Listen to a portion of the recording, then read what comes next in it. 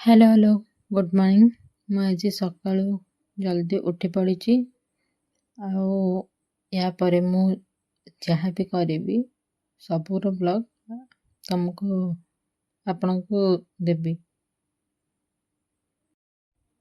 ଦେନ୍ ମୁଁ ମୋ ବ୍ରେକଫାଷ୍ଟ ବି କରିଦେଲି। ଆଜି ବ୍ରେକଫାଷ୍ଟରେ ଇଟିଲି ପୁରୀ ଆଉ ଘୁଗୁନି ଥିଲା, ସେଇଆକୁ ଖାଇଦେଲି ଆଉ ବହୁତ ଭଲ ବି ଥିଲା।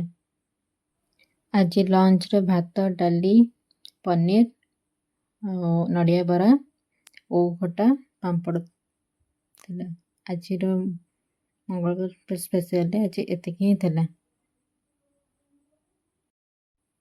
ଦେନ୍ ଆଜି ନାଇଟ୍ରେ ଓନ୍ଲି ମ୍ୟାଗି ଖାଇକି ଶୋଇପଡ଼ିଲି।